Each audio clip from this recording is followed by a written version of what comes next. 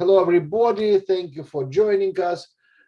This is the first session of the Contemporary Culture series at the Harriman Institute, Columbia University, and I'm Mark Lipovetsky, Professor of Slavic Studies. And it is my pleasure to greet today Emil Draitser, the author, the writer, Professor Emeritus of the Hunter College, and to talk about his newest book, which I have in hand, and you can see with lots of bookmarks in the jaws of the crocodile, which is the third part of Emil's memoir. And Emil is born in Odessa,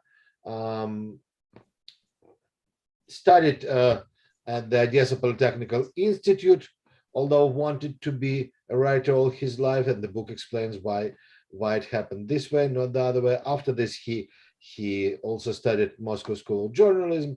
Under his pen name, Emil Abramov, he began his writing career as a freelancer, contributing satirical articles to leading Soviet periodicals, such as Литературная газета, Известия, Юность, and Crocodile, right?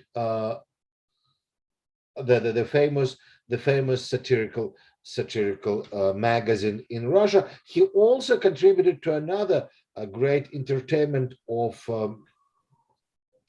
all, I would say, not only Soviet children, but grown-ups as well, the satirical magazine Fitil, the Wick, that typically was shown before movies in the movie theaters, and was edited by the famous or infamous poet and writer, the author of all three versions of Soviet and post-Soviet anthem, Sergei Mikhalkov.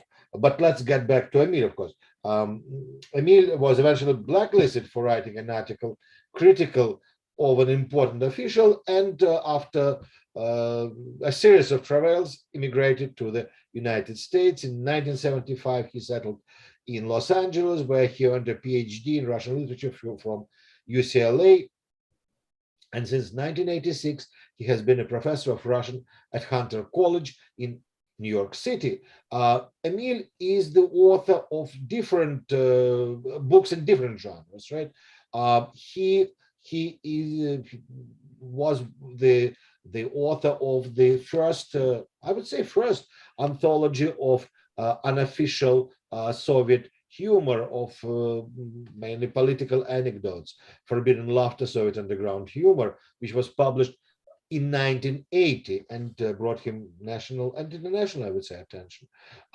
He also is the author of several scholarly books on satire and humor, such as Technique of Satire, the case of Saltykov-Shchedrin, Taking Penguins to the Movies, Ethnic Humor in Russia, Making War Not Peace, Gender and Sexuality in Russian Humor. And as I already mentioned, he authors a series of memoirs, such as Growing Up Jewish Under Stalin, and Farewell Mama Odessa, and In the Jaws of the Crocodile is the third part, I'm sorry, of this memoiristic cycle. Emil's work has been published all over the world, in Russian, in Polish, in Israeli venues. He is a three-time recipient of prestigious fellowships from the New Jersey State Council on the Arts and numerous grants from the City University of New York. And so if we were in person, the loud applause would follow this introduction, because you definitely deserve this applause. It's a glorious biography and glorious list of publications, and I'm very, very honored to have this conversation with you.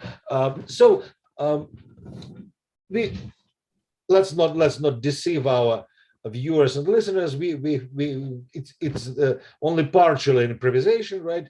And we agreed that Emil first will introduce his book, and then we'll move into the question answers. I'll begin with my questions, and then hopefully the audience will join us on the heels of my my questions and your answers. All right, please, Emil, the floor is yours. Okay, let me open my. So I would, in my book, in Joseph Crocodile, it's called a Soviet Memoir, because it's mostly memoir. However, it's partly in its kind of, in the core of it is to explain to the Western reader how come such a thing as a Soviet satire seems to be contradiction in terms could exist in the Soviet Union. So that part of my my presentation today will be devoted to this topic. So let's compare popularity of satirical magazines in America and the in the Soviet Union. So say National Lampoon was published between 1970 and 1998, and the peak of it in October 74 was 1 million copies monthly, okay? Another one, Mad Magazine, started with 1952, again, about the same time, the peak of it, 2 million monthly. Magazine Crocodile was started 1922, and actually to the last day of the Soviet power, it had 3 issues every 10 days, 6.5 million copies each. That means 20 million monthly. So here comes popularity of Soviet satire. So moreover, as you, Mark, already mentioned, starting 1961, Mosfilm produced a satirical magazine, movie magazine, who was shown in the theaters before as a feature before the main movie, and it had a tremendous popularity. It was it's very funny and satirical. It had a tremendous kind of very popular. Now, but it probably many people would be in the West surprised that the following line, we need our Soviet Gogols, and Sadokov-Shchedrin, who is another major Russian satirist of 19th century, belongs to no other than Joseph Stalin. In 1952, his words were brought about to one of the last party congress in his lifetime. And why? Here's where the task of Soviet satire: to fight officially, I give it in quotation mark, separate shortcomings that obstruct our movement to the shining heights of communism. So what were the targets of Soviet satire? First of all, rank and file employees, poor work discipline, like wasting time, taking long smoke breaks and so on.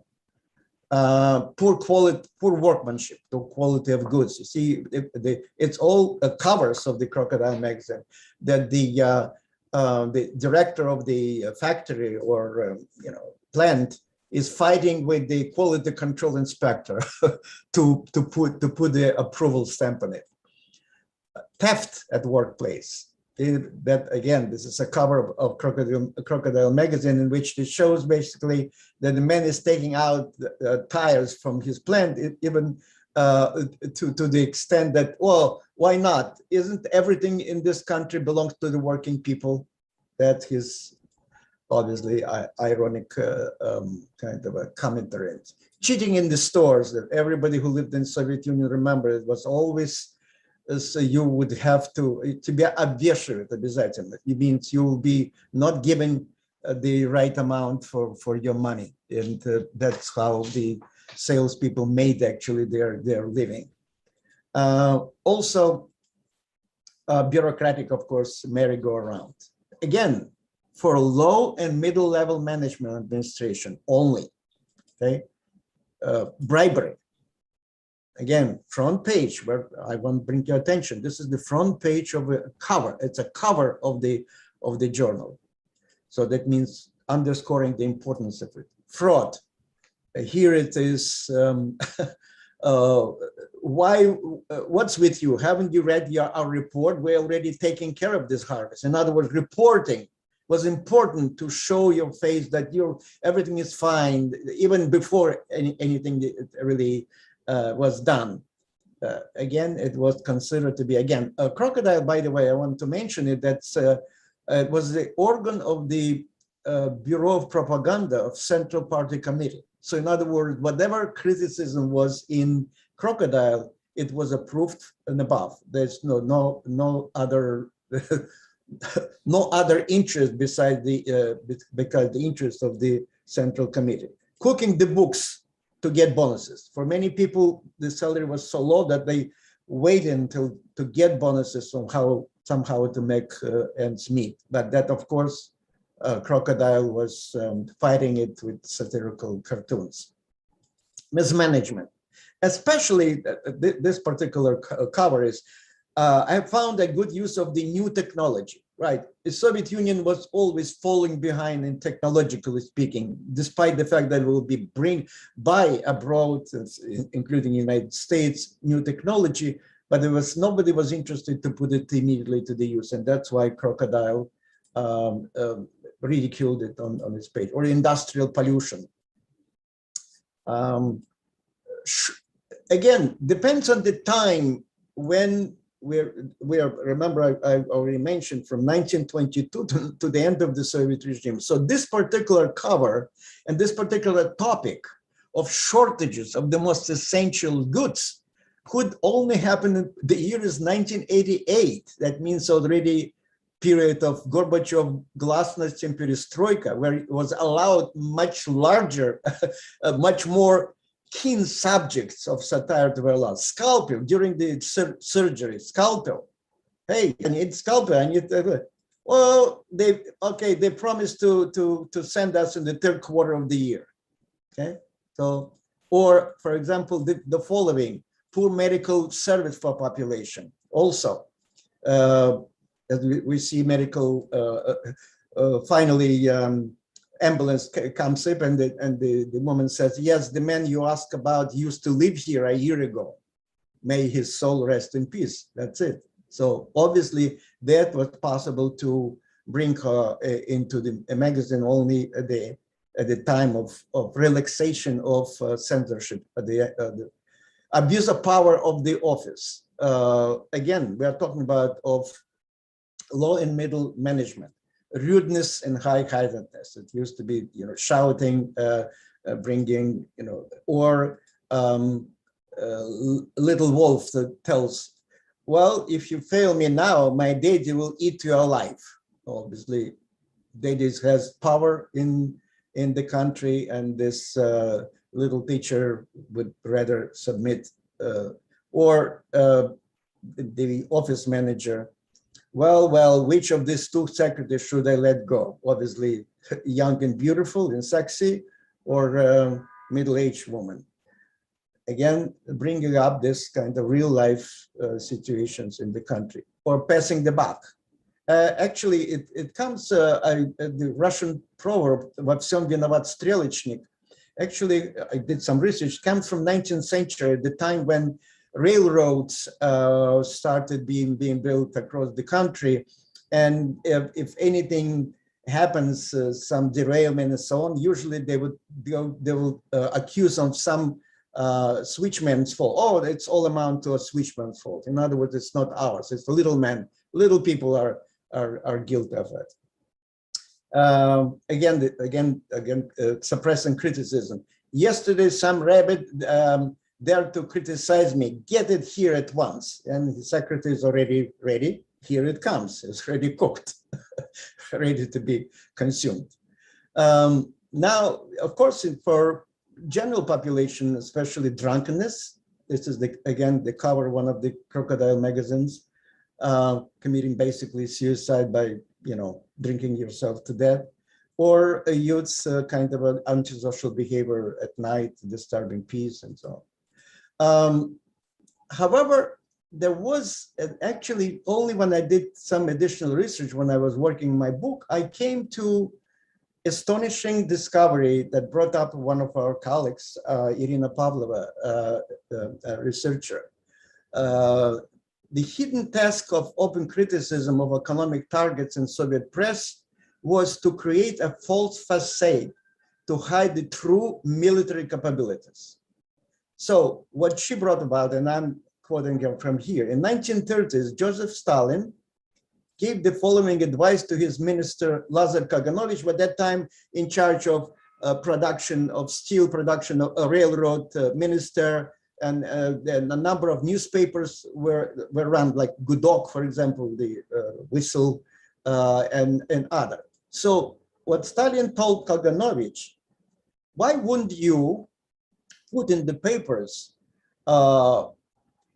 as biting criticism as possible about mismanagement, about the things are going wrong, nothing, it's not everything goes sideways and so on. So then obviously Kaganovich was surprised. It says, with photographs?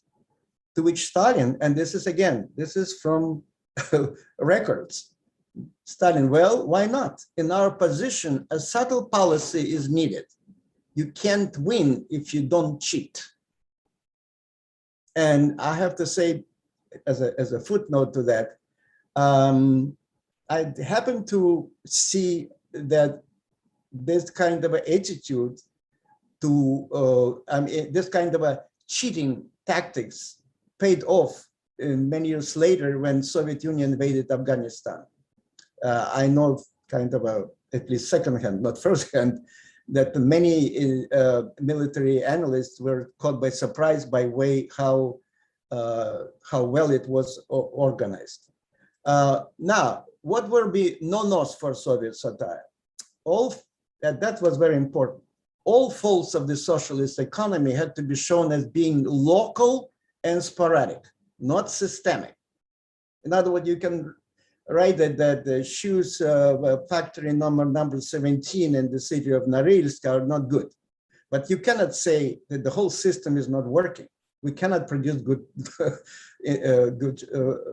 shoes in the country. Secondly, no party apparatus is to be criticized by any paper other than Pravda, the instrument of the party's central committee. Okay? And of course, no making fun of Soviet foreign policy. We know what we're doing. They don't tell us. Those on top know what to do.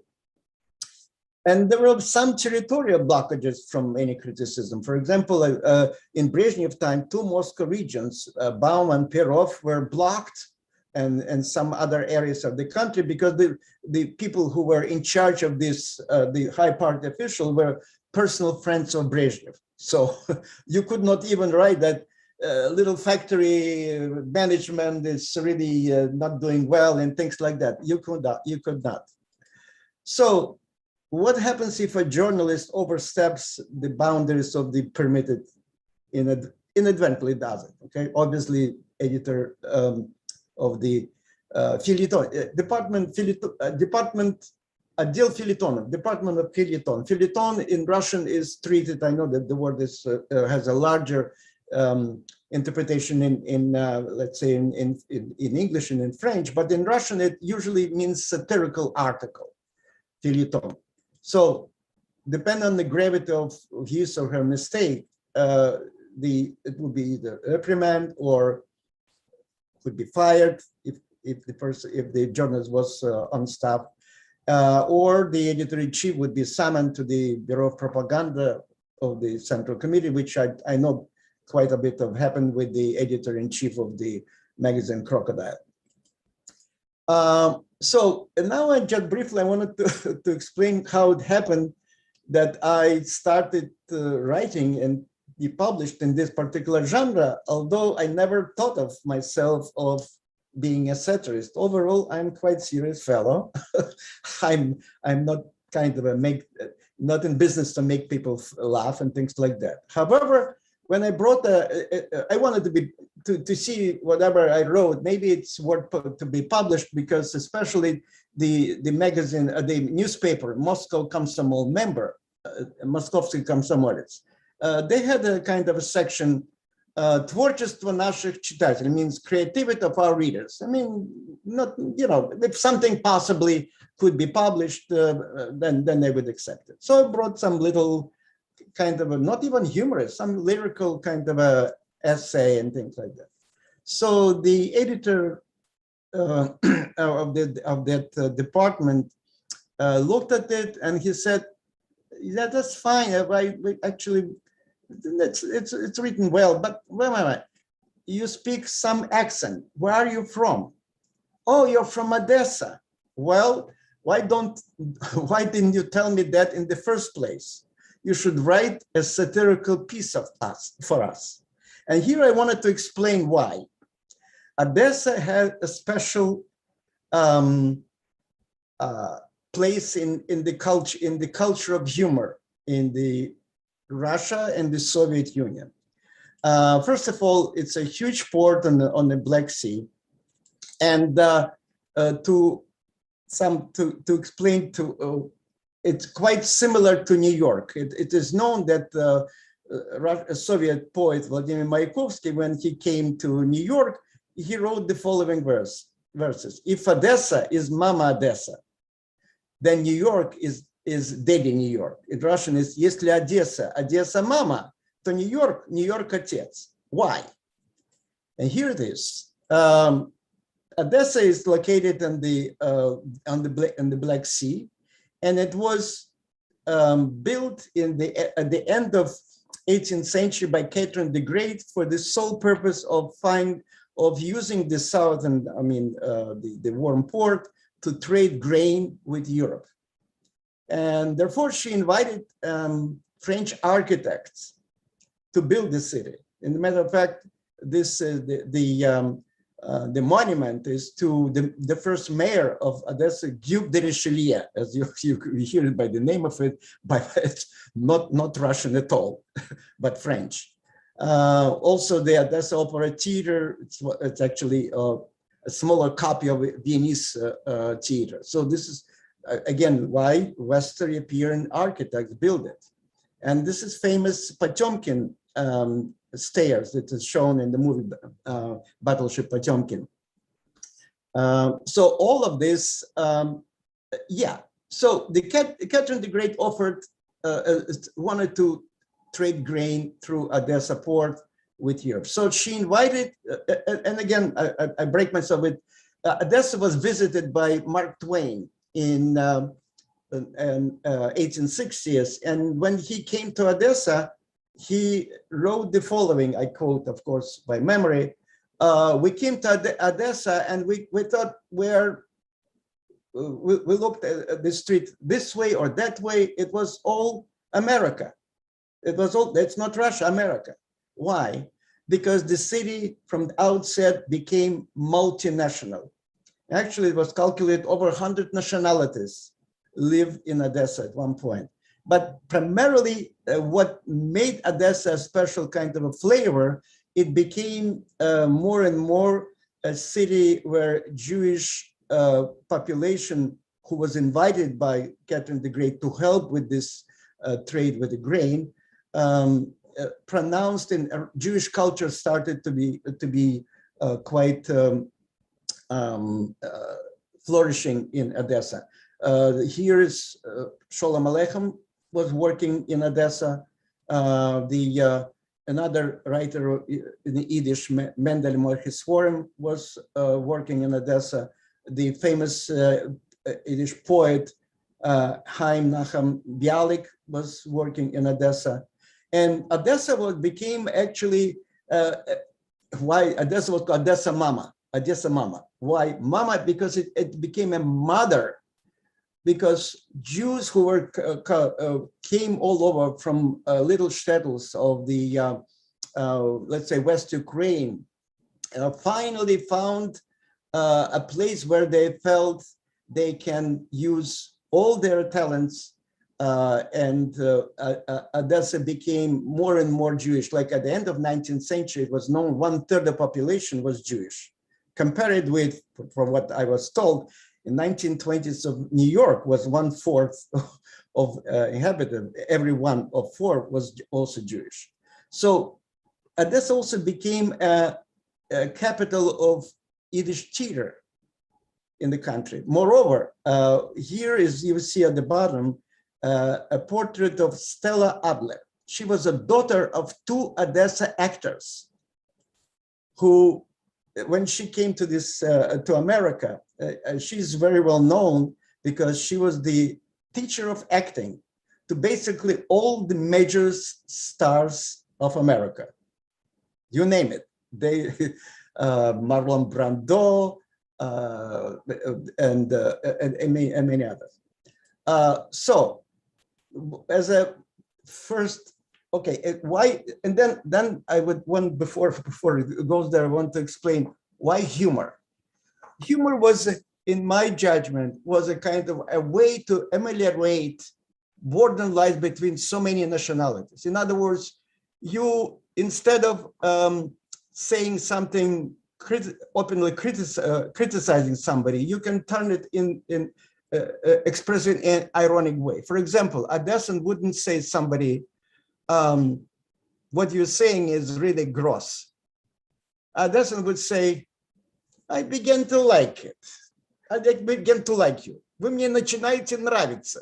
In other words, it's a way of kind of telling, obviously, it's clear that by the intonation that this is ironic statement, in other words. So in Odessa became a place where humor was obviously proliferating.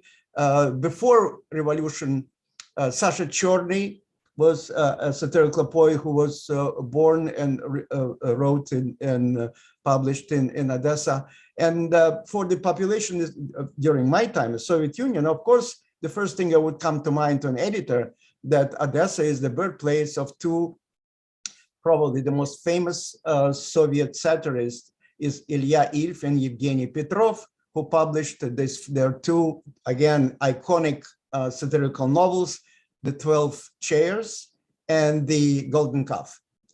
So all of this, so he gave me, the editor gave me a little a letter. Yeah, lots of people will write to the paper telling what should I do with this. I bought, in this particular case, I bought a pair of onesies for my little child, and it immediately kind of fell apart. It's poor quality and so on. So he gave to me, and I remember the only thing that came to mind next day is that I wrote a little skit that this young woman comes to the store and asks about onesies, and the sales clerk says, "What kind of temperament of your baby? Is the baby quiet, or it's kind of sanguinic, even choleric? I mean, jerk?" I said, "Why? What has that to do with the? Well, tell me why."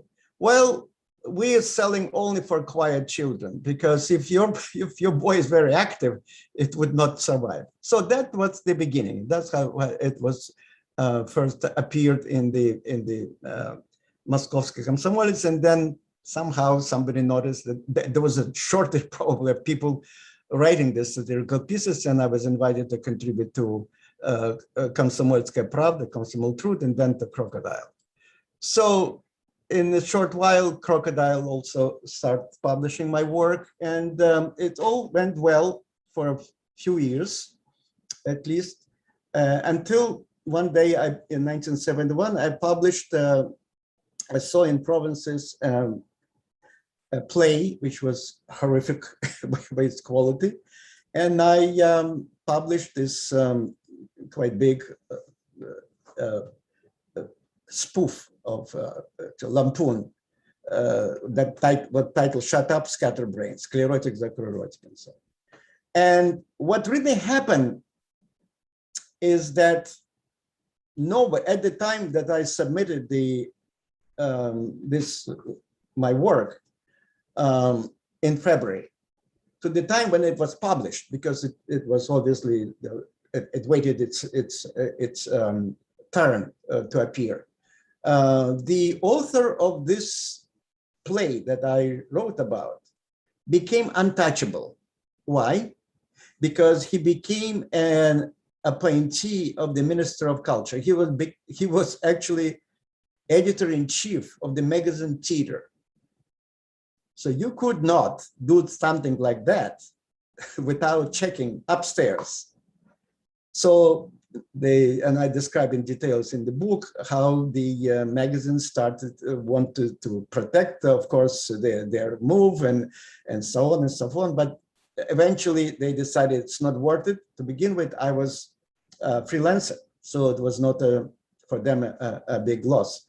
And so that was my end of my Crocodile, or actually almost end of my Crocodile involvement. And what really happened at that time, I thought my satirical career is over. However, the years was 1968, and we all remember now that in the August 1968, Soviet Union, and actually not Soviet Union alone, the troops of so-called Warsaw Pact invaded Czechoslovakia.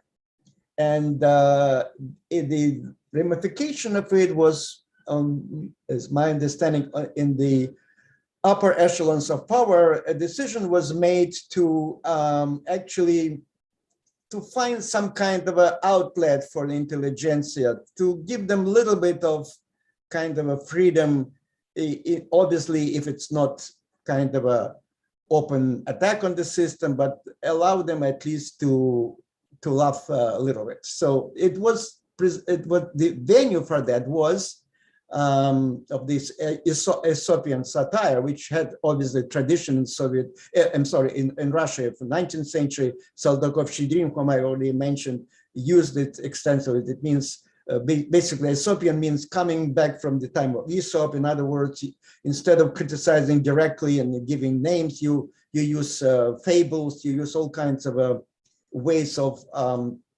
hinting at the human foibles without really attacking upfront. So the venue was 12 Chairs Club of the Literary Gazette. It became very, very popular, and many people started reading it actually from the last page of the Literary Gazette. So how they work, for example, I wanted to show how the language of speaking, of avoiding direct criticism was achieved.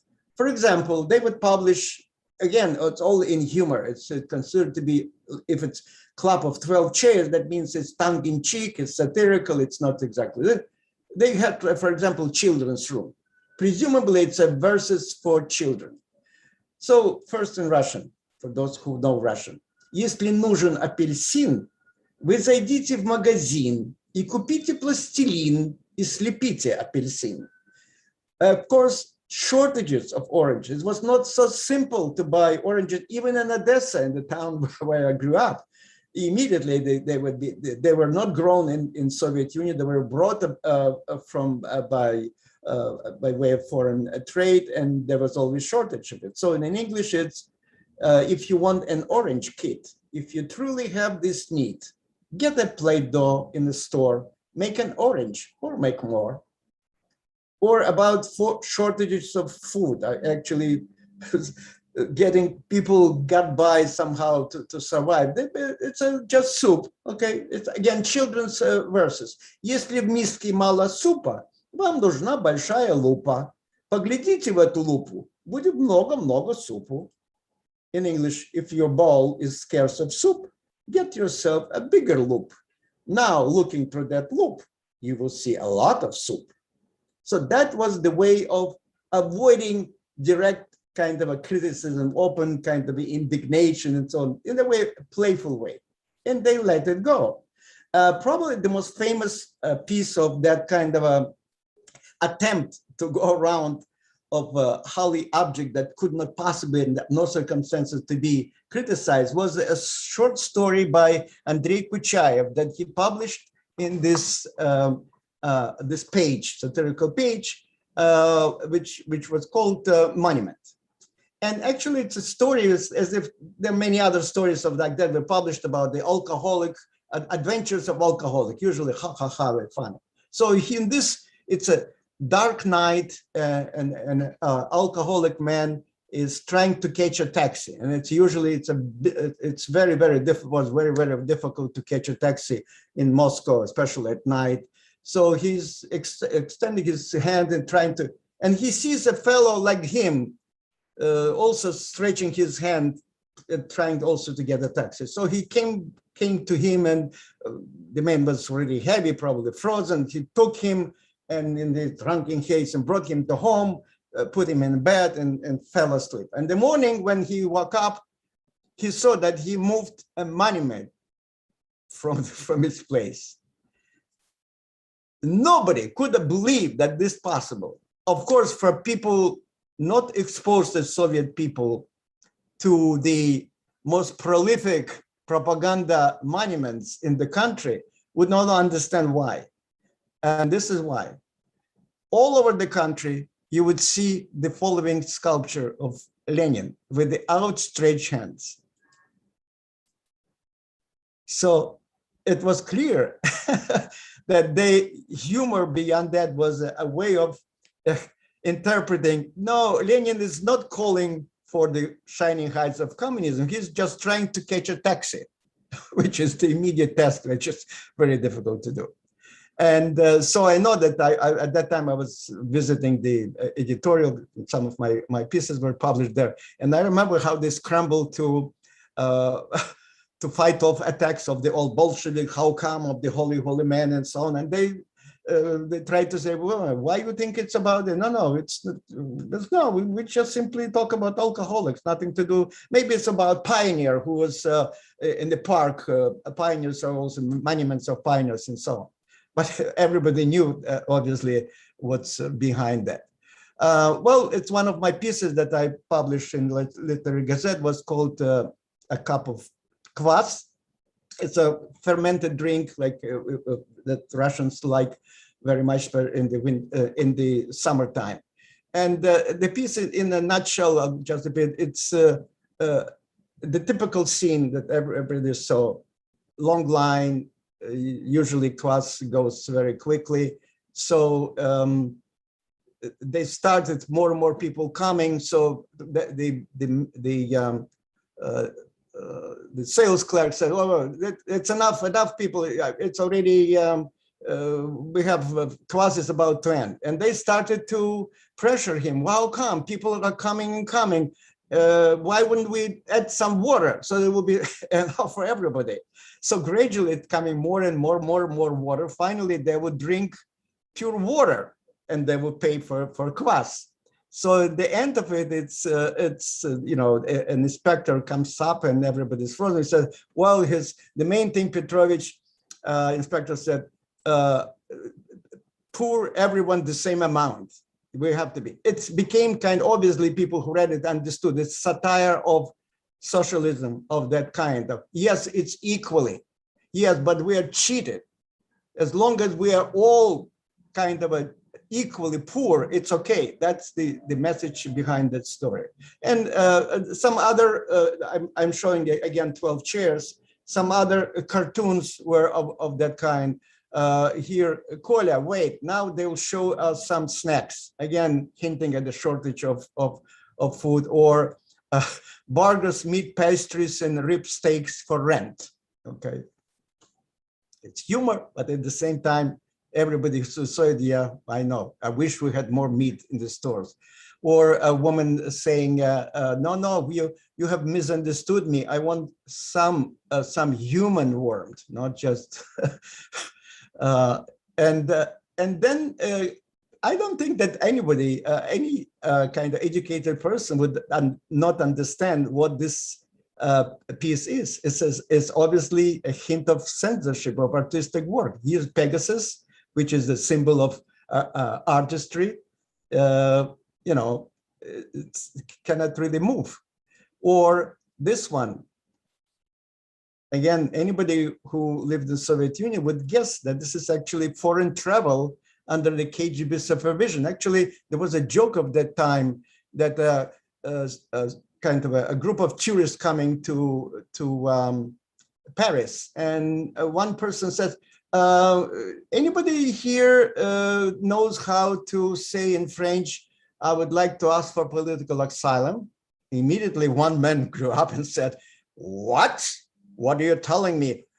You are the one who intend to do it? He said, no, no, no, no. I just wanted to know who is in charge of the group.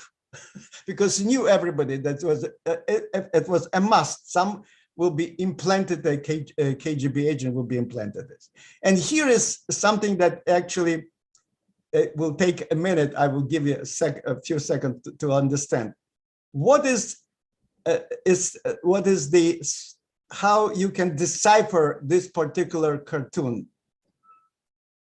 You see, they show you, this is the north, in Russian, Sever, and this is Yug. So that means this is east, right? And this is, anybody who lived in Russia knows this is Stalin. So the rise of Stalinism is on the horizon.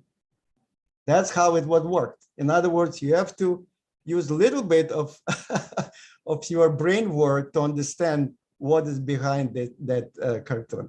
So that's basically how the satire existed in my time. And that's about what I would like to present. And if you have any questions about satire, because I wanted to talk about also about some other totally different genre that I found myself writing 25 years later. If any questions about satire, I would welcome at this point before I go on. So I have a question about satire. Sure. And obviously I can ask it. Sure. Thank you, Emil. So you want to continue, and so that's just a brief interruption of your lecture, right? That's how I understand. Yeah. Okay, so your book is very interesting because it looks offers the look from the inside at this paradoxical institute as the Soviet satire, right? My friend and colleague Evgeny Dobrenko recently at the ETSIL convention delivered a talk where he argued that we are mistaken to follow Bakhtin and to install invest so much hope and sort of positive feeling into the so-called carnivalesque culture, right? Because the entire culture of laughter in the Soviet Union was completely controlled by the state, and it was the tool of management, right? The tool of scolding, you name those who could be scolded, the form of putting down those who had to be put down. We remember that, for instance, the anti-Semitic campaign in the 40s begins with the feuilleton in the same Crocodile magazine, right? And how all these things were very much utilized. So basically, this hierarchy that you showed is very logical. Since satire is used by the elites to control the population, so that's why the elites are untouchable and the population is under the fire. But on the other hand, you're writing about the late 60s and early 70s, the most interesting period for me now. On the other hand, your memoir shows that the satire took the life of its own, right? And the satire started to cross this borderline. So at first it was the sort of the arrow, the vector with one arrow, right? And now it became sort of questionable. And as a satirist, as a writer, you show how this genre is the genre of constant negotiations. Is this object permissible or not, right? Is this line crossable or not? I cannot believe, frankly, that the editor-in-chief of Crocodile, who published your article about this horrible play, didn't know that its author is an editor-in-chief of theater. No. Somebody should have known. It's amazing. There were not so many theater magazines. Here, I totally agree with you, but that's what the whole thing, that the play was published in this journal theater, so it was not like I misinterpreted. So everybody could read it. You know, I saw the performance of it, but everybody could read it. But the way I understood, it's always kind of even in the upper echelons of the power, who has more power? You understand who at that moment has more political weight, so to speak. So at that time, as I showed, the whole, it was not a direct kind of a rebuff of the Crocodile. They published, you write it in my book, they published in Literatury Gazette by Isidor Stock, a piece about my feuilleton. In other words, what does it show? It shows that those people who were in Literary Gazette, kind of those in power of the whatever is going Literary Gazette, try to do to test their power against those who protect Crocodile. You know, that's all what it is. It's the upper echelons. We are here as you see that like a marionette, so to speak, in that sense. So that's what really happened. Who would what? I know that the editor-in-chief, look, to begin with, obviously you read it, that when I submitted my first draft, editor-in-chief of Crocodile told me, Emil, if you, a satirist, if you kill, you should, if you attack, you should kill. Add some more, be more biting. So, and I did it, you know. That's what it is. He assumed that this is something that is possible to do. But how good he possibly could not, that's not obviously not the only case in his, I'm sure, history. As I described, I met one of the best feuilletonists of the country, Sasha Maralevich, who also almost every other piece of his was attacked by, because you never know who is on top of it, who is at that moment has an upper hand in the upper echelons of the power. Yeah. So basically, satire is the reflection of the hidden political struggle within the elites. Absolutely, absolutely. Moreover, they, from what I know, a little bit outside of the young, I know even some of them were kind of a, let's say, supportive, let's say, of some writer and found means to support him, not to make him outcast, not to make him, let's say, immigrate or do something of that. They would find a way. For example, I would not name names. I know personally we can talk about it, but for example, they would all of a sudden the writer would receive a phone call from a Mosfilm. Why wouldn't you just submit a proposal for your new movie and so on? And they gave him advance, like usually a substantial sum of money, but they've never produced it. So in other words, he has means to live. In other words, he's not starving. He is, but that's what it is. That's how it worked. Very subtle. So it was coordinated by who? By KGB, again, Central Committee? Within this system itself. Of course, we know that Mikhail Suslov was the most odious kind of a conservative and so on. But they were younger, a little bit. They said, well, maybe after all, we know. Eventually, Gorbachev was not sent from America, right? Yeah. He was brought up within the ranks of the. They felt they have to be somehow. We have to bring some modification to the system. Yeah. If I may, one other question. Sure. You mentioned sort of several venues that were extremely influential, especially in the post-Stalin period, right, beginning from the 60s. On the one hand, the Crocodile as this official organ of the Central Committee in many ways, right, which exactly sort of performed this function. But as you show, it also tested the waters of permissible critique, right? On the other hand, you write with much more warmth and sort of as the circle of people whom you understand and like, and you mentioned in this lecture as well, the editorial office of the 16th page of Literatury Gazette, the so-called Club 12 Chairs, right? And the humor segment of the famed magazine Yunus, the Youth, right? Under the leadership of no less famed later playwright Victor Slavkin. Right.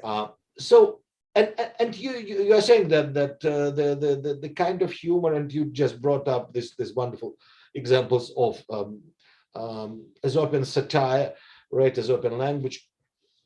this kind of humor was very different from Crocodile, right?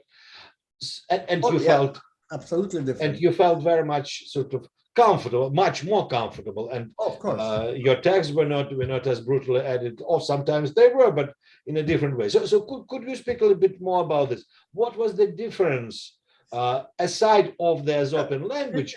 It's a good question, because basically what I found, and actually I describe in the book, that they found a way of um, giving a satirical kind of description of the country, but not to allow, actually, again, open kind of attack.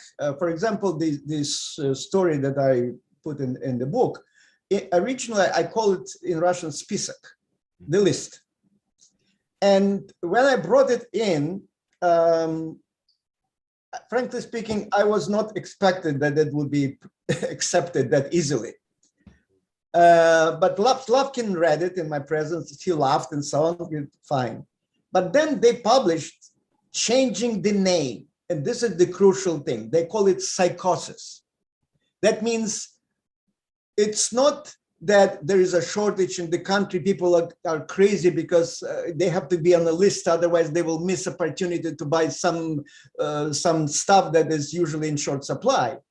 It's peoples are so psychotic. They are, in other words, it's little people that really mishandles it, overreact and things like that, Mm-hmm. And that was done because for obviously, as I understand, the readers of Literaturная Gazeta and Unist itself understood perfectly well.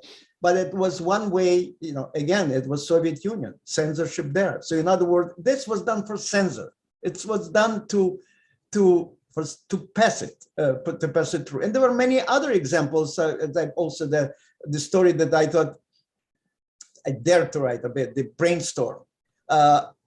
What I originally wrote, it was definitely not publishable in my view, because I almost, I gave it my imagination run, and he runs the whole country, the whole world by his being stupid, basically, brainstorming. But again, the other magazine in Chayan, in Tatar, he found a way to avoid it by just changing the ending of it, saying that finally he understood, no, you have to have a good special. In other words, and that's frankly speaking one reason why I stopped, I emigrated. Because at that moment, and some other examples were on the radio and so on, I found that they circumcised will be wrong word. That's right. No, that would be wrong word. They simply cut out satire and leave it to humor. In other words, if this story could be just humorous, fine. But no sharp satirical attack will allow it. So I realized it's almost like I'm a prostitute. You see what I mean? They use me not what I want love, and they just and they're only after sex. If you put it roughly speaking, yeah, that's what it is. And I finally understood there is no way. That was frankly at that moment I found there's no way. No, what else I can do? And that's it. That's why I decided my writing career is finished. And I cannot live anymore. And there was an opportunity at that time, 1974. It was a small window of opportunity that with risk, I describe it in Farewell Mama Odessa, what kind of risk we all had, and I left. Yeah. May I ask the very last question? In this intermission, not the very last question in our meeting, but in this segment. Right. So you mentioned censorship, right? And that always puzzled me. And you showed this wonderful cartoons and these poems, and we understand that who were those sort of mythical censors? They were educated in the same way as those who were working as writers, journalists, editors. They typically were from the same philological or journalistic schools of good universities, right? And that was the career for them. So they were no idiots. That's what I'm trying Absolutely. to No, say. no, no. As I mentioned Czechoslovakia, not by chance. It was understanding you have to give some steam, some way of for intelligentsia to get out. I mean, and humor, whatever, you know, whatever possible, of course, you understand. Some of them would be possible, some not. Obviously, the veil of, as I showed, children's verses. If you take another loop, you will see another. You know, you have to be total idiot not to understand what's all after, right? They knew, but they knew at the same time who reads it. You see, what my understanding at that moment, it was clear that there is no need for Iron Curtain, because Iron Curtain is blocking all information. You just simply, people have their own. In other words, those people who read, not whole country left, I mean, yes, geographic, all country read Literary Gazette, but it's a small fraction of population. Yeah. So that is harmless. Let it have the illusion of freedom. Let them have their fun. That's it. It's like, actually, I think I mentioned when I came in Nabokov, actually talking about Soviet underground jokes. He said that reminds him of jokes that servants talk behind the backs of their owner. Who cares? But he approved Ilfin Petrov, the only one of Soviet. That's another reason. He approved Ilfin Petrov, but he talked about this jokes about Stalin. Actually, he has of course, you know, the short story of Smert Tyrannom, you know, that he talks about it. So, and it rang a bell. I mean, I understood what he stands for. In other words, there was no need for prisons. You understand? It's enough to fine tune, to fine management. That's all. One of our members of the audience, Debbie Marshall, mentions that there was a Hungarian satirical magazine called Magyar Naranc, sorry for my mispronunciation, Hungarian Orange, similar to your Apelsin, and probably playing the same role, which is and still exists. So it appeared in 1899. So it's more perestroika right product, right? But probably this magazines and this practice of sort of giving more liberty to intelligentsia and making it sort of super. Oh, thank you. Thank you. I didn't know about Hungarian, but you know, good that you remind me. Szpilki, Polish satirical magazine. We actually, Literary Gazette published a piece after piece, Anatoly Potemkovsky, Janusz Szałcenka, and so on. Basically, we, the Soviet satirists, learned from them how to work with it. So there was an example of that kind in Poland. And Soviet censors learned from Polish censors how to permit intelligentsia to enjoy itself. Exactly. That's exactly what it is. They understood there is no need for hammer, no need for X. For violence, we can do it. We can do it. Yeah. So it appears surprisingly, it doesn't appear during the thaw period, right? It's more like post-thaw. Yeah, it's more like the stagnation form of sort of peace. Right. Yeah. Okay. So I don't see any more questions or comments from the audience. So I mean, would you please continue, and then we'll continue our conversation. I would like to talk now about what really sure. Okay. As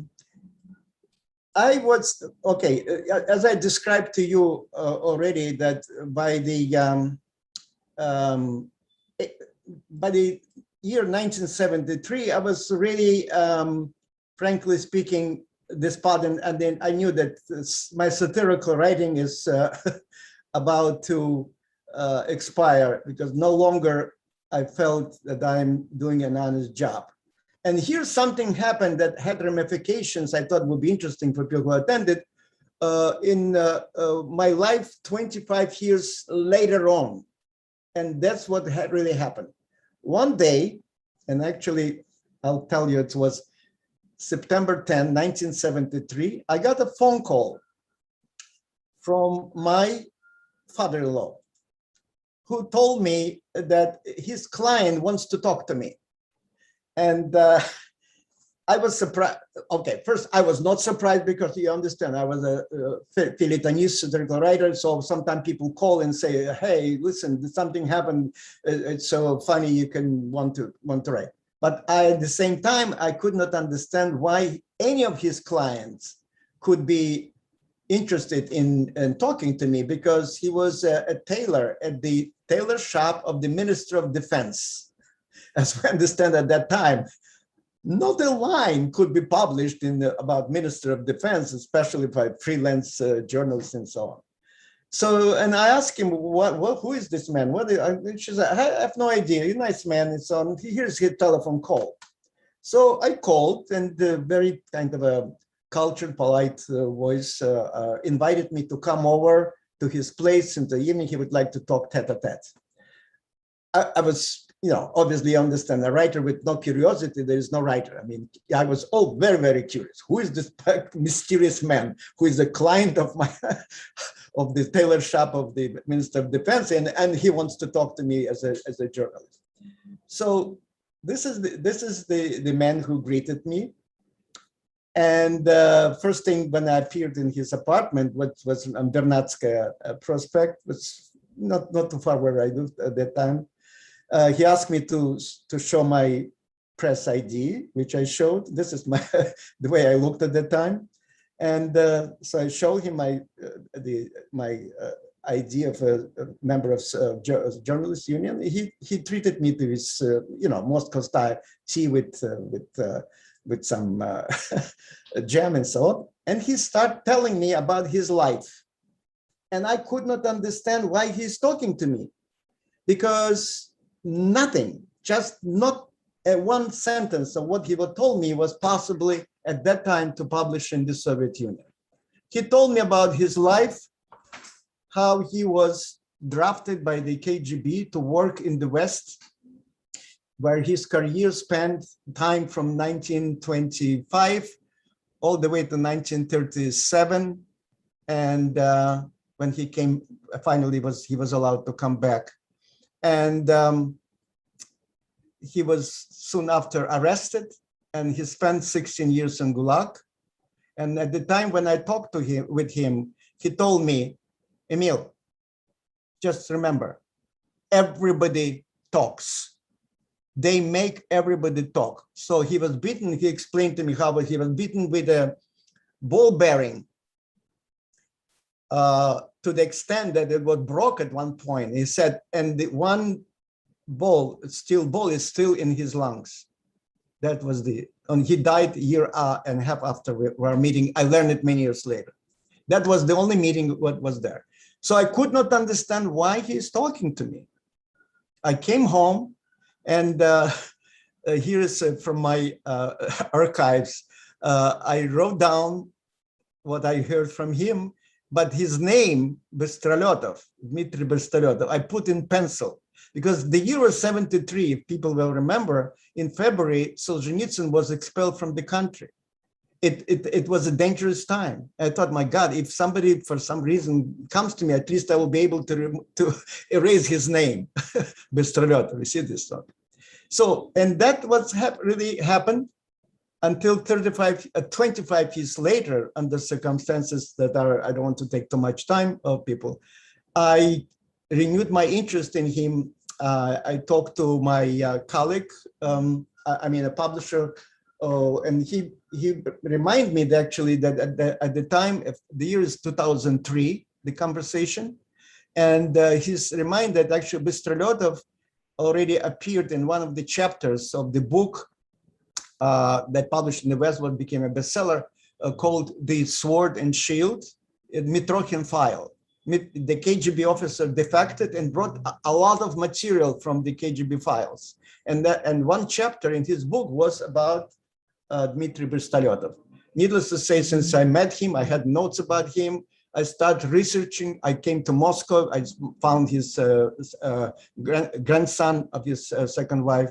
And as a result, this book was published under the title Stalin's Romeo Spy, The Remarkable Rise and Fall of the KGB Most Daring Operative, Northwestern University Press. What happened after that, I really was kind of, it was published also as a in paperwork in Great Britain as the Agent Dmitri. It was published in Polish. And probably you're not surprised that it's no interest to publish it in Russian, because things that what he was telling about his true life and true attitude to what happened to him was not publishable. If you go on official site of FSB, his life is taught, and he's a subject of 3 documentaries and 1 feature movie in Russia. None of them, of course, tells the truth, but nothing but truth, about his life, the way at least he saw it.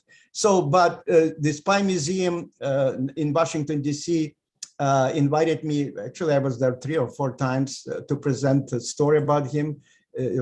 And they now have a major exhibit on the main floor devoted to 2 probably super spies of all time, Mata Hari and Dmitry Bristoletov. This is the picture on the right is Mata Hari, and left on Dmitry Bristoletov. And they even hired one of the actors who played in the TV series The Americans, who played Bristoletov, talking to people sitting in Gulag. He was spent, and talking to visitors of museum about his life. That's how it is done. So, and then in September '74, I left. I immigrated, as I did, and I tried to get out of Dutch embassy to pass my documents through them, October 8th, I was in the airport, Sheremetyevo, and this was I thought that the last meeting with the KGB. Well, I was detained, actually. I wanted to tell you, it's all this, I describe it in the book. I was detained by the KGB when I attended to the embassy, because they thought that I'm bringing out, because some paper, I just bought some, my literary writing there. They were afraid there were some letters of protest were smuggled to the West, that's it. So they retained me for a few hours and then let me go. But then what you see on the page is that my scrapbook. I was surprised that why they started all my, publications. Some of them they didn't touch. One from Crocodile, from Literary Gazette, but from Leninskaya Znamya, for example, it's a Moscow regional paper. I published quite a bit of pieces. That's what all left, that was removed. And I could not understand why they did it, why such a selection and so on. And the answer is obviously in the last page, in the last paragraph of my book that you read. And so then obviously coming to America, I wrote about the genre that I know firsthand, Techniques of Satire, about Saltykov-Shchedrin. This is the book that you mentioned, Forbidden Laughter, a Soviet underground joke that came out 1980 and actually proved that Russians do have sense of humor, but I found it. I'm working on a new book based actually about my American life, and I describe in detail what really happened and why culturally it was a kind of a new thing for America. And then my scholarly study of the jokes about women and about sex in Russia, how they represent the attitude, the relationship between gender in Russia, and ethnic humor, taking penguins to the movies. It's also came out in the one of the university presses. So that's about it. Thank you. Thank you, Emil. Thank you so much. Look, I like your book very much, and I would like to talk about it, but you expanded the spectrum because you are so diverse as the writer, which puts me in a very difficult position. So I'm happy to open the floor for questions, and please use either the comments on YouTube if you are watching us on YouTube, or question and answer setting on Zoom if you're on Zoom. And while you're doing this, I will ask a question about Stanis Romer's Spy. It is incredibly intriguing, and now I want to read it, and I'm very sorry that I haven't. But don't you think that and that's a question, and Sure. I have no idea, that maybe sort of subliminally, right? You found in Dmitry Bystroletov your equivalent of a stop bender, your equivalent of the sort of the person of many faces. It was also some kind of channeling of your satirical talent, and as you mentioned, any satirist in Russia keeps Sylvan Petrov on the back of his or her mind. Yeah, of course. Actually, it's an interesting question. I never thought along this line to which extent it was. My interest was in him, frankly speaking, very human. If I would not see him, if I would not talk to him, I would not hear his voice. Few people realize how much information your voice gives away. Tremendous amount.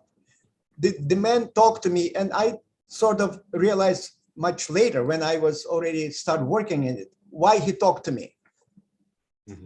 Although seemingly it was impossible to write anything, as I explained what we talked with. He was by far not a stupid man, after all, very, very clever. However, he was desperate. He was already very sick, I say already. He knew his time is going away.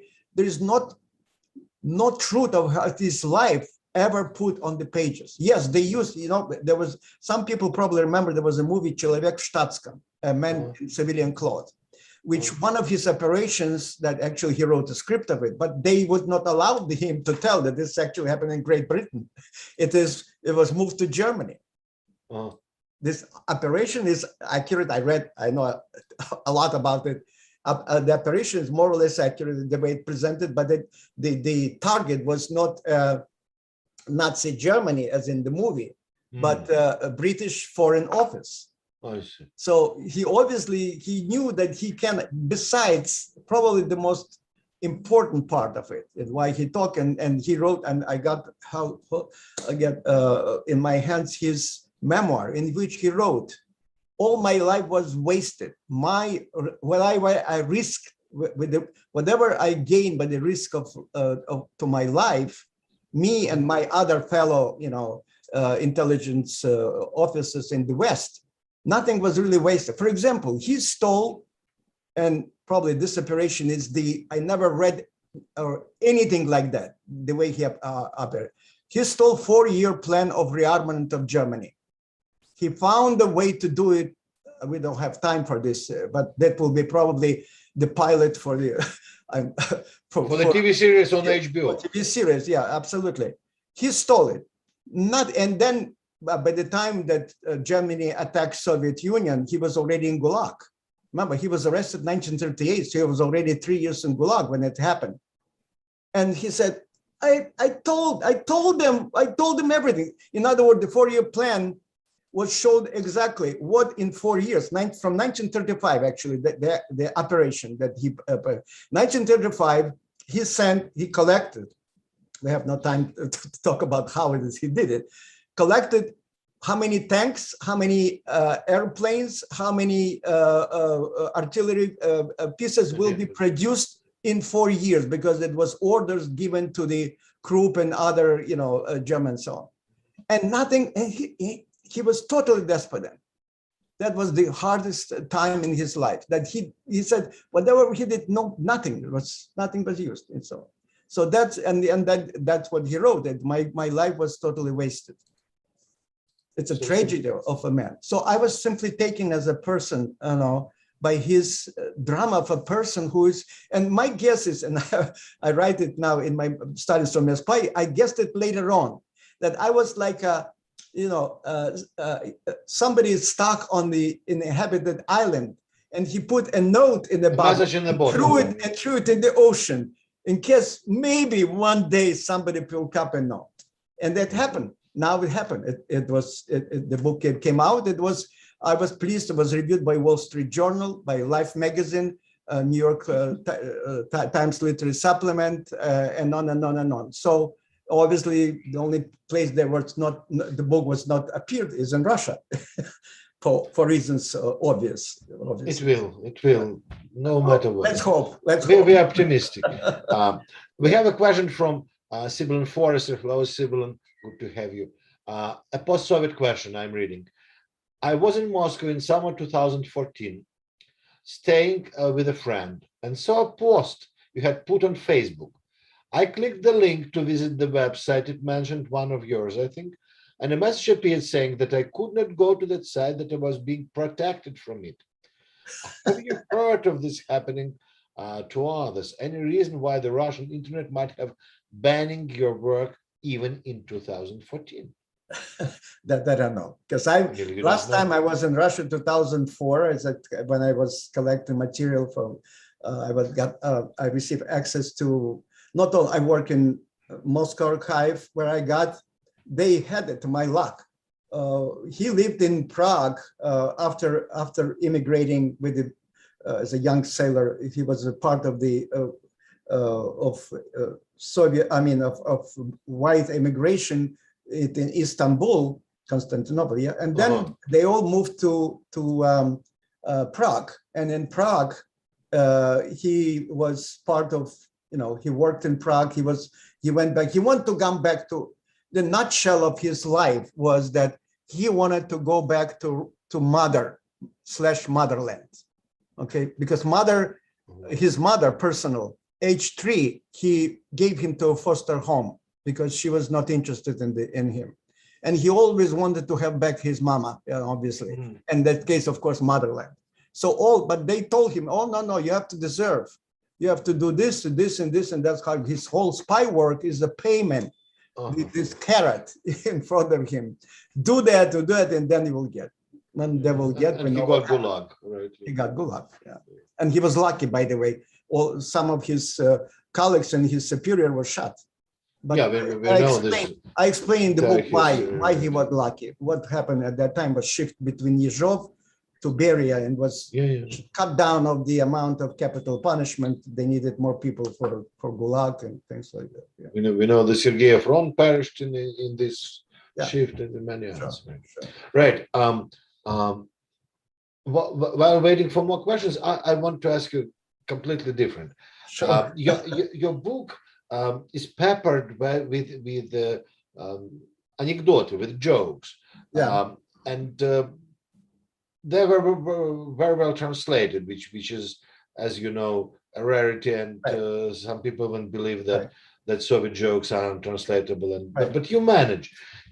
And since you wrote about this already, how would you, generally speaking, explain the role of this joke lore, as they say, in the Soviet culture, and especially in the late Soviet culture? I think it was unique. It is different. We have jokes in this country, and we have jokes in contemporary Russia, but the role jokes played the late Soviet Union was absolutely different. It had some more weight than elsewhere. So how would you explain it? Well, first of all, the jokes of the period of Brezhnev, it just shows basically that the total kind of acceptance of the premises of the Soviet regime in the 30s of the Stalin was no longer actually present there. I mean, vast majority of people exchanged these jokes, at least in a joking form. They kind of ironically accepted the premise. They couldn't do much, but at least they make fun of it. I mean, that's to me, it's clear that it was a outlet. Look, of course, that in 30s you can go to jail for telling an anti-Soviet joke, but it was rarely the case under Brezhnev regime. They let it go. Again, they smarted up, the way I explained it. This is not really neat. It was clear, this is the premise, and the power belongs to the upper crust of the party, and the rest is, that's what it is. So there was no really kind of a need for that kind of a harsh treatment of people who tell this joke, because it was basically relief. Everything is politics. By the way, everything became at that time politics, because if you talk about anything, a joke about where you got this toilet paper, I take it from cleaners, chemical, and things like that. it was a kind of a joke that everybody just would laugh. They say, yeah, we all know that this is all. So there was not an attempt to, how you say it, to, this humor was really, really harmless. In what sense? Well, harmless that it did not lead to anything else. Besides, in America, for example, there was no need for that kind of stuff. Because there are comedians who, of course, you know, like Colbert, every time opens monologue and he makes jokes about whatever happened in the country at the moment, about the president or vice president or foreign minister and so on. There was no need for that kind of humor did not exist basically in America my time. However, when I brought this first collection, there was an interesting article that actually enlightened me. A review of the book published in the New Leader magazine, in which they say some of these Soviet jokes are clear enough without explanation. Some you need to know who the hell is Chapayev. A number of Chapayev jokes, and some could not culturally would not be acceptable. I'll give you an example. My time Soviet joke that a man is standing in a museum of Stalin and Gory and sees a portrait of Stalin's mother. And he says, such a nice woman. Why wouldn't she do abortion on time? Okay. It was abortion, as we know, it's a hot subject for American politics. So it is not as easily, the point of the joke is missing, in other words, what we know, obviously. It's nothing to do about abortion, it's about obviously disapproval of Stalin. That's what happened. So it's totally different culture. So actually I have a little article I published. It's different between American and Soviet humor. It was published in one of the journals, scholarly journals, which actually showed that actually some of the American jokes would not fly in Russia, and vice versa, for a variety of reasons. You know, absolutely, I agree with you. Culturally conditioned. You know. Yeah, that goes for any kind of folklore. Right? Oh, of course. But I would disagree that they were harmless. They were basically a form of analysis, a form of sort of political commentary that was missing elsewhere. No, of course. Okay. What I'm saying, those in power found them harmless. Okay. For us, yes, of course. But intellectually? Very important. It was not just simply banter. Yeah. At least we can vent our frustration about how things going. That absolutely agree with you. Yeah. But those in power say, okay, let them talk. Okay. All right. Okay. We have two questions from Michael Goodman. One is purely factual, and Emil, if you have the answer, great. If not, that's fine. Was the American movie version, meaning Mel Brooks's version of the 12 Chairs, ever shown in the Soviet Union? I don't think so, but maybe I'm wrong. Yeah, I saw, of course, 12 Mel Brooks' 12 Chairs. Yeah. Actually, it was. I was even surprised. Some of this, there was some bite in it, which I didn't expect. Yeah, bite of it. But of course, I mean, it's very difficult to cross cultural lines. That's what I'm saying. The question is whether it was ever shown in the Soviet Union. Whether it's, I don't know. Not in my time. I don't think. I saw it already in the States when I came here. Or maybe it was screened, but during Perestroika period. That's quite possible. Well, I don't know. It may be, can't say. And another question: how do you explain the success in the US of the emigre comedian Smirnov? Oh yes, yeah, oh yeah, great success, and I really applauded him in what sense? He came from actually Odessa, no surprise, where he actually found writers who would use the stereotype about the Soviet life as in American mind. And that's what he worked in this territory. Mm-hmm. For example, he would say something about party. What is a party? Again, party in America, it means little вечеринка, means little gathering. And party, obviously, in the Soviet Union, it means the formidable power of the Communist Party. And he played on this kind of a humor came with this kind of a shifts. Or let's say one of his famous jokes was about that he that was so little room for privacy that if a mother and father wants to make love, they tell the little son, look into the window. And so he's looking in the window. So the fact, what are you seeing? I see my friend Sergei telling me that his parents are making love, something of that sort. But there is no surprise then that the moment the Soviet Union collapsed, his career actually ended because it's no longer relevant, that kind of thing. So, but he definitely, I believe he supplied also with Soviet underground jokes. President Reagan collected them and was quite good in telling them. Quite good in telling them. Yeah, there are video recordings of Reagan telling Soviet jokes. Right. So, do we have any other? So, if there's no other questions, let me ask you the last one. Last but not least. Okay. You are writing the story, your story, the story of a Jew, right? Who since very early age in Odessa, where there was such a lavish Jewish culture or Yiddish culture or Russian Jewish culture, feels discriminated. We can explain it, okay, by the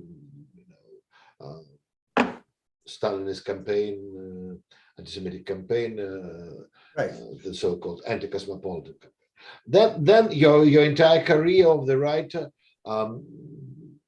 is unfolding first under Khrushchev, then under Brezhnev, right? And the turning point of the Six-Day War, which also made Jews very much suspicious in the eyes of the authorities, and basically officially discriminated for not only for higher education, as you described when you write about Odessa, but for any position in the press or in the higher office, right? But at the same time, your book is full of description of how all these discriminatory measures have been bypassed. How Jewish intelligentsia was finding the ways to still achieve necessary goals. Yeah. So I understand that that's a cynical question, and I'm Jewish myself, and my father has very similar experience to yours. I don't find it cynical from Odessa. But do you think that sort of the situation would be more productive for Jews if Jews were just sort of not singled out as they were in the 40s and 70s? Would the culture gain more or less from Jewish humor or writings by people of Jewish origin? Well, it's purely hypothetical. I understand. It's, who knows, but to me it's very clear. If look, why they needed, let's say, me as a satirist, okay? Obviously, you knew that my last name immediately says that I'm Jewish, okay? Needless, last name, first name, doesn't matter. Because they needed it. There was a shortage of people who can do that particular, they have this particular mind, I don't know how else to explain. They needed a satirist, so that's why it's a scores of satirical writers were Jews. But the only request, I mean, the requirement was, as I described, your name should, your pen name should not sound obviously Jewish. Mm-hmm. Even to the extent, probably some people will be surprised that my pen name was Abramov. In this country, Abramov, everybody, oh, it's Jewish. But in Russian, as you know, the Old Testament, I'm sorry, the Old Believers name their children by Old Testament. In other words, it was Fyodor Abramov, the famous writer, who was totally Russian. There was a Moiseev, there was a Davidov, and so on. They all come from the old Belarus. So that's why it was some kind of a way of avoiding. Oh, but basically the truth is that most of the press in Moscow were Jews employed by that. So, but that was the limitation that they were given. But they were not given any Jewish life as such. If you wish, I mean, yeah, they can write in Russian for the Russian press, period. But otherwise, yeah, there was an attempt at the same time, since you mentioned Odessa, education-wise, obviously they would have to, let's say it's Odessa, Ukraine, so they have to promote, make specialist Ukrainians, not Jews. And I believe I saw it myself, the press conference of Khrushchev in 1958 in Paris, when he was actually asked by journalists, how come, why you're such against doing all kinds of obstacles for Jews to get, young Jews to get education? He said, oh, Jews are born intellectuals. No matter how much you give them education, it's not enough for them. He didn't see it. You see the irony of it. He didn't see it as a problem. Why not? No, but that's exactly what it is. Actually, he also famously said that, well, there will be as many doctors accepted in the medical school as there are Jews in the mines, in the coal mines. In other words, Jews are, yeah, they want to, all of this business. So that's the situation in which you find your way. Obviously, to be Jewish, I know in this country it means religion. Yeah. But not in Russia. No, your last name is Jewish, then you're a Jew. Your last name, it doesn't even sound totally Russian. It's already suspect that it's European. You know, that was the game to play. I mean, that's the only possibility, until, of course, started the movement of immigration, of refusnik, and so on and so forth. Yeah. All right. So I think that's a very good moment to finish this most exciting conversation. And dear Emil, thank you very much. It was my pleasure. It was truly interesting and eye-opening. And I hope that our listeners and their friends and relatives will run to the Amazon page and buy your book. And I wanted, of course, and I even prepared to show the promotion code for. Yeah, this is not Amazon. This is, they go to University of Wisconsin Press. Yes. And use the code that you have it in there. Yes, exactly. And they will get 30% discount. You know, that's what. Yeah, that's and I have it, actually in the chat. Alex, our guardian angel, has already posted. Yeah, and here is again. You probably will post it on YouTube. So yeah, it has been posted in the chat, so you can see it there. So Emil Draitser's book is available through University of Wisconsin Press. Please write down the code JB314 to save 30%. 30%. And you will have lots of very interesting reading and true fun. I should say that. Thank you. Thank you so much, Emil. Thank you. Bye-bye. Thank you for inviting me.